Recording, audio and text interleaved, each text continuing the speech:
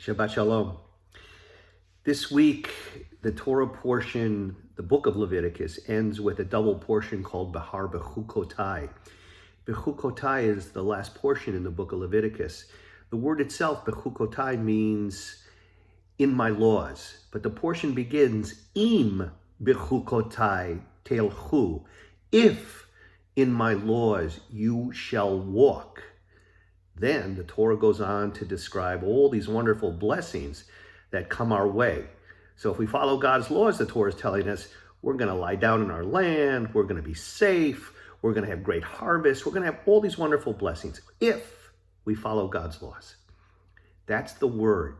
That small little word that begins this portion, im, in Hebrew means if. And if, as we know, plays a massive part in our lives. I read years ago a beautiful Dvar Torah about this by Rabbi Sidney Greenberg of blessed memory, and I share many of his thoughts in this. Rabbi Greenberg shares how if is this little tiny word, but upon which hinges the door of destiny. If I had only done this, or if I had only done that, this would have happened or that would have happened. If is this very small word which has this huge impact on us in our lives. Perhaps if I share an example that Sidney Greenberg shared in his Dvar Torah about this portion, about the legendary master pianist Arthur Rubinstein. The autobiography was called My Young Years. And Rubinstein writes, most people have an unrealistic approach toward happiness because they invariably use this fatal conjunction, if, as a condition. You hear them say, I would be happy if I were rich, or if this woman loved me, or if I had talent, or the most popular if I had good health. People often attain their goal, but then they discover all new ifs. As for myself, he wrote, I love life for better or for worse unconditionally. Perhaps it was this capacity to love life unconditionally that enabled Rubinstein to enjoy such a long and wonderful life. But what he calls the fatal conjunction does have a crucial role in our lives. We may choose to love life unconditionally, but life itself is, as we know, full of conditions. We live in a world of cause and effect, where every action has a reaction. If we want certain results, we must fulfill certain conditions. This is the central thrust of this Torah portion, which begins, Im bechukotai telchu, if in my laws you walk.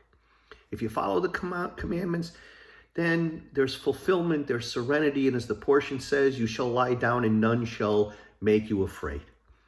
But if you reject the commandments and break the covenant, then there's going to be misery and suffering, as the portion tells us, and you shall flee even when none pursue you. It was this passage and several others like it in the Torah that prompted the great rabbi and founder of the Reconstructionist movement, Rabbi Mordechai Kaplan, to observe that Judaism is neither pessimistic nor optimistic. It is if-istic.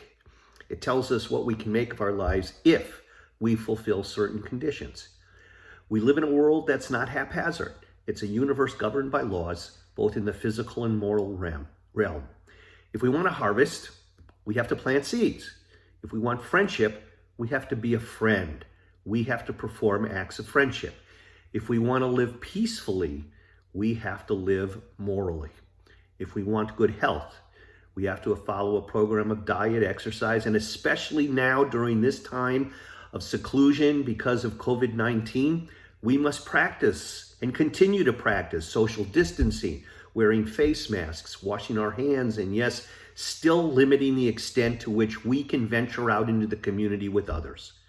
We must all continue to practice self-restraint and self-control for ourselves, which will lead to good health, not only for ourselves, but for our entire community as well.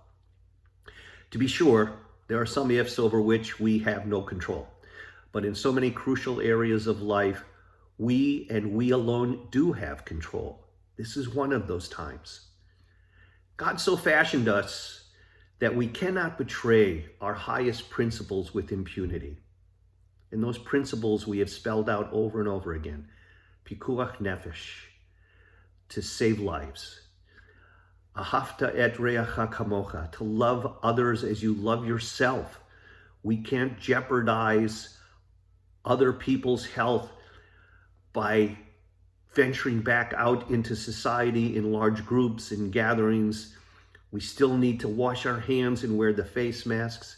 And when we live in this way, when we have the self-control and the restraint, when we don't betray these highest principles of Judaism and Jewish life, then we indeed live the way God would have us live, and we know we should live. We experience more joy and inner happiness that enriches our lives. It adds zest to our lives and keeps our lives sweet to our taste.